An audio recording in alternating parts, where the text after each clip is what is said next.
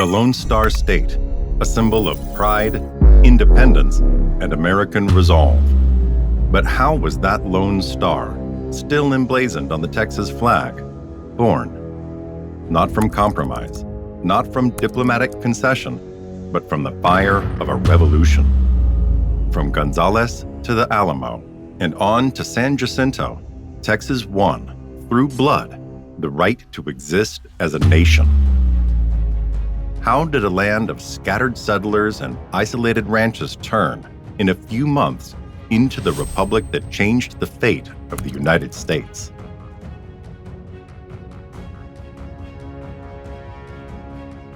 When Mexico won independence from Spain in 1821, Texas was a vast, almost empty land. 3,000 to 4,000 Tejanos lived scattered among abandoned missions and isolated ranches. To populate it, the Mexican government entrusted private contractors, the empresarios, with attracting settlers. The most famous was Stephen F. Austin, who in a few years brought over 1,500 Anglo-American families to settle along the Brazos and the Colorado. The newcomers brought not only English and Protestant faith, but also enslaved African Americans, thanks to exemptions to Mexican laws that had already abolished slavery. That, however, bred tension. In 1828, General Manuel de Mier de Terán was sent to inspect the province. He traveled for months from the Gulf to the Red River, and his report was alarming. Texas looks more like a part of the United States than of Mexico. He noted that the Americans did not speak Spanish, ignored local courts, and traded almost exclusively with New Orleans. He concluded that without drastic action, Texas would be lost. Mexico City reacted with a law of 6 April 1830. It blocked immigration from the United States, imposed custom houses and garrisons, and hardened the slavery question, further inflaming tempers. Tension exploded at Anahuac in 1832 when the arrest of several settlers triggered protests. The rebels drafted the Turtle Bayou Resolutions, proclaiming loyalty to the Mexican Constitution of 1824, which guaranteed a federal system. Each state enjoyed broad autonomy with its own laws and institutions. What they feared was a return to centralism, a strong government concentrated in Mexico City with less freedom for the provinces. At this stage, Texans were not yet demanding independence. They were insisting only on respect for the federal framework of 1824. In 1835, the turning point came. Leading it was Antonio López de Santa Anna, a charismatic former general, hero of the Mexican War against Spain and the sitting president. Until 1834, he had presented himself as a defender of federalism, winning wide support. Once he consolidated power, he abruptly pivoted to centralism. In October, at San Felipe de Austin, Texan delegates meeting in the consultation created a provisional government to coordinate resistance. Revolution was now at the door.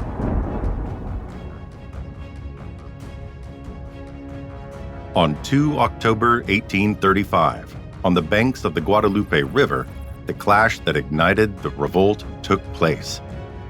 A small Mexican detachment, about 100 cavalry under Francisco de Castaneda, reached the town of Gonzales to seize a cannon that years earlier had been loaned to the inhabitants for defense against the Indians. About 150 armed settlers refused to hand it over, raised a flag bearing the taunt, "Come and take it," and opened fire. Militarily, the skirmish was minor, but it carried an enormous symbolic weight. It was the first blood of the rebellion. A few days later, on 9-10 October, about 125 Texan volunteers occupied the Presidio of La Bahia, today's Goliad, defended by a garrison of roughly 50 Mexican soldiers, capturing stores and artillery. The blow disrupted Mexican communications along the coastal route linking Matamoros to the Texas interior. From 12 October 1835, the Texan forces, about 300 volunteers, soon swelling to more than 500, placed San Antonio de Bexar under siege. For nearly 2 months, the city remained isolated while skirmishes and small actions wore down both sides.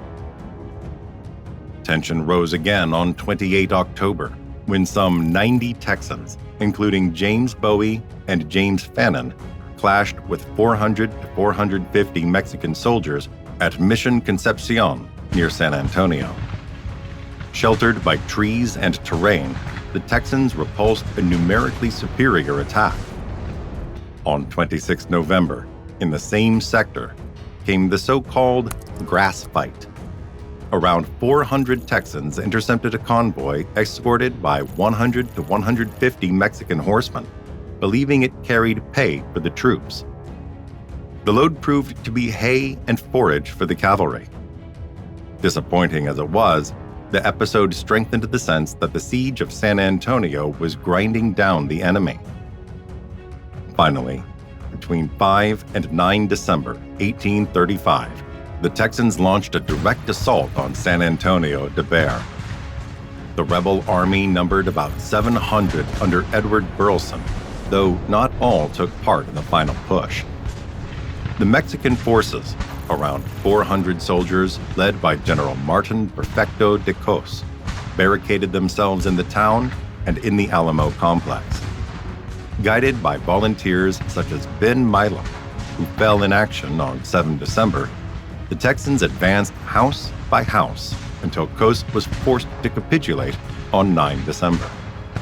Mexican garrisons withdrew beyond the Rio Grande, leaving arms and cannon. Did you know that most people who watch our documentaries aren't subscribed yet? If you enjoy animated maps and history, join our community. Leave a like and subscribe so you never miss the next episodes. At the start of 1836, while many Texas settlers believed the war was over after Bexar's fall, the Mexican government was preparing a powerful response. President and Commander Antonio Lopez de Santa Anna mustered an army that, counting marching columns and reinforcements, could reach about 6,000 men. The advance was planned on several axes. The main column, led by Santa Anna himself, would cross the Rio Grande and strike San Antonio, while General Jose de Urria's column would follow the coast from Matamoros to Refugio and Goliad, tasked with breaking resistance in minor towns and isolating rebel forces. On 23 February 1836, Santa Anna's vanguard reached San Antonio de Bexar and began the siege of the Alamo, the fortified former mission that held fewer than 200 to 250 defenders. Among them were figures destined for legend: Colonel William B. Travis, volunteer Commander James Bowie, gravely ill during the siege, and the Tennessean adventurer Davy Crockett with a small company. For 13 days, from 23 February to 5 March, the Alamo endured intermittent bombardment. Santa Anna demanded surrender several times, but the defenders replied with fire and with calls to resist. Famous is Travis's letter to the people of Texas and all Americans in the world, pledging to fight to the last. At dawn on 6 March 1836, about 1,800 Mexican soldiers stormed the mission in 4 columns. After bitter fighting, the Texan garrison was annihilated. The main rebel commanders fell on the field. While the Alamo was falling, at Washington on the Brazos, the Texas Convention on 2 March 1836 proclaimed the Declaration of Independence, followed on 17 March by the Constitution of the Republic of Texas, with David G. Burnett as interim president and Lorenzo de Zavala as vice president. Meanwhile, to the east, the Runaway scrape began. thousands of Anglo-American civilians and pro-revolution Tejanos abandoned their homes toward the Colorado, Brazos, and Trinity rivers.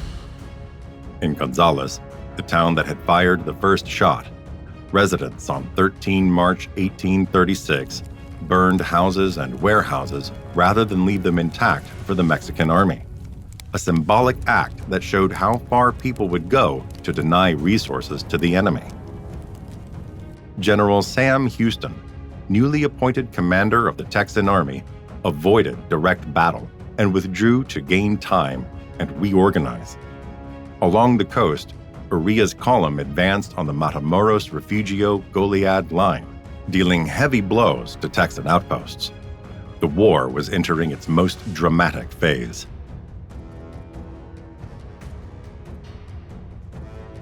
While the Alamo fell at San Antonio, on the coastal front, General Jose de Urria pressed a methodical advance steadily forward. With about 800 to 1,000 light infantry and cavalry, his column moved along the Matamoros Refugio Goliad line, striking outposts and isolating rebel positions. On 14 to 16 March 1836, near Refugio, a small Texan detachment under Colonel Amon B. King and William Ward, about 200 men, tried to slow Urria's march. Marshy ground and scattered units brought disaster. After hard fighting, the Texans were dispersed, many killed, others taken captive. The Mexican advance continued almost unhindered, pressing onward along the coast despite skirmishes and pursuers. On 19 March, Colonel James W. Fannin left Goliad with about 420 to 450 soldiers, intending to reach Victoria. Wagons laden with supplies and heavy artillery slowed the column, and by nightfall, Urria's forces, nearly double in number, overtook them at Coleto Creek.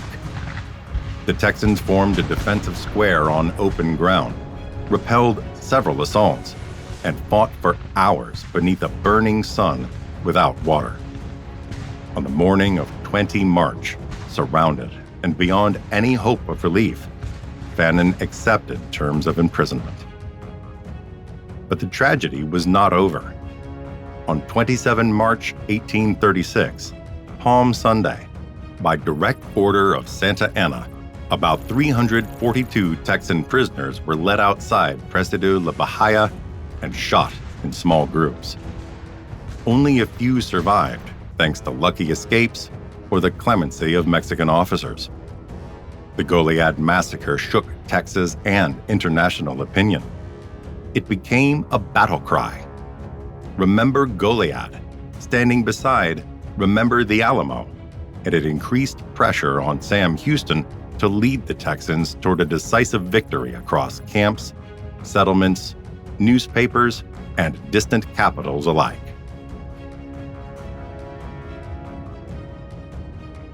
After the fall of the Alamo and the Goliad massacre, panic swept Texas. The runaway scrape grew in intensity. Thousands abandoned homes in San Antonio, Gonzales, Victoria, and Goliad. Wagons loaded with families, herds driven in flight, and the sick carried on makeshift stretchers streamed eastward. Torrential rains, mud, and epidemics turned the exodus into a march of suffering. General Sam Houston, newly made commander of the Texan Army, chose not to face Santa Anna's superior numbers at once. With about 900 effectives, he moved alongside the refugees, covering the retreat while avoiding direct battle. His strategy aimed to gain time, drill the volunteers, and choose the ground for a decisive engagement. In early April, Texan troops gathered around Harrisburg and Buffalo Bayou, while Santa Anna personally led a contingent of about 1,300 men into the same area. Between 18 and 20 April, maneuvering let Houston seize an opening. Part of the Mexican units was isolated, and the marshy, wooded terrain gave the rebels cover for their movements.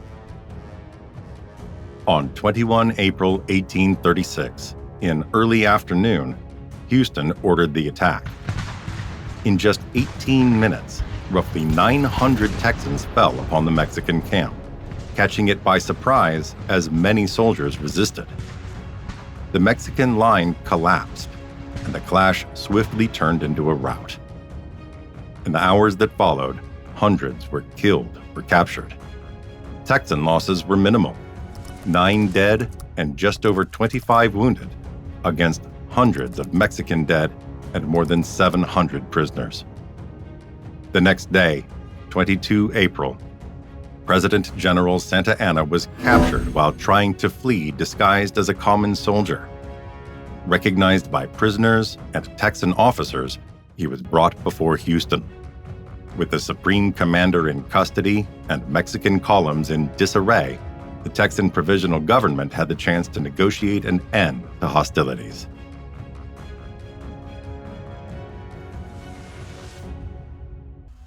With Santa Anna's capture after San Jacinto, the Texans gained an unexpected advantage.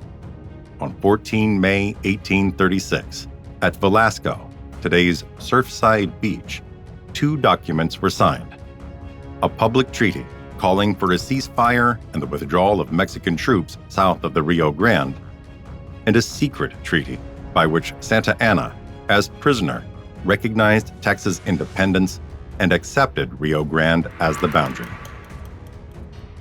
But in Mexico City, the government refused to ratify them. A captive head of state could not bind the nation. The result was an ambiguity designed to last. Texas was independent de facto and proclaimed the Rio Grande as its border, while Mexico continued to claim the Nueces River. The dispute remained unresolved for a decade. It would be the very spark that in 1846 kindled the war between the United States and Mexico, turning the Texan Revolution into a continental conflict.